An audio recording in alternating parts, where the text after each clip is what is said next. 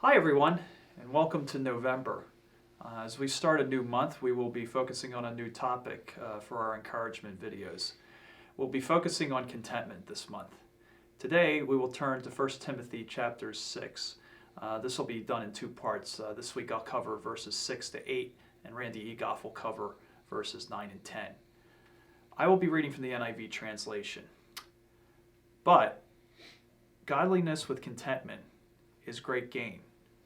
For we brought nothing into the world, and we can take nothing out of it.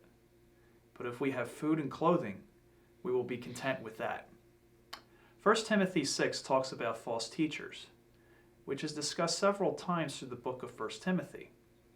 Here in chapter 6, Paul talks about those false teachers who teach unsound doctrine, think very highly of themselves, and love nothing more than creating drama while collecting a massive paycheck doing it.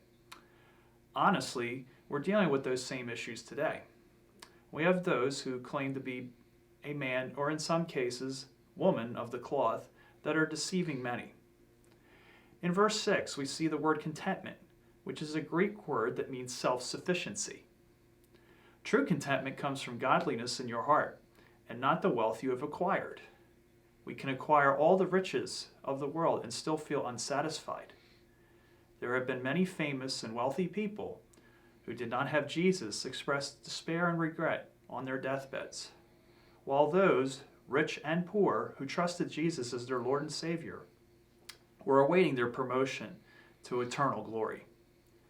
In verse 7, I want to refer to the end of Job chapter 1, where Job says that naked I came from my mother's womb, and naked I will depart. The Lord gave, and the Lord has taken away. May the name of the Lord be praised. We come into the world with nothing. However, we have the choice of how we leave this world. Do we accept the free gift of Christ, or will we reject him and face eternity in hell? Reading verse 8, we should be content with the basic necessities of life. Paul doesn't condemn us for having possessions, as long as God graciously provides them.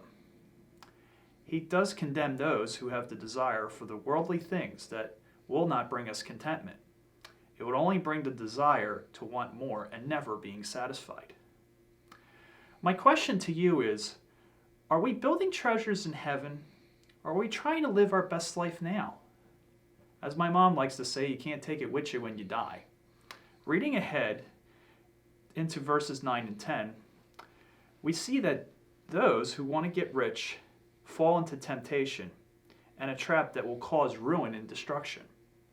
In verse 10 we read, "For the love of money is the root of all evil." While it's important to provide for your family and a nice roof over your head, trying to keep up with the Joneses will only get you into a heap of trouble.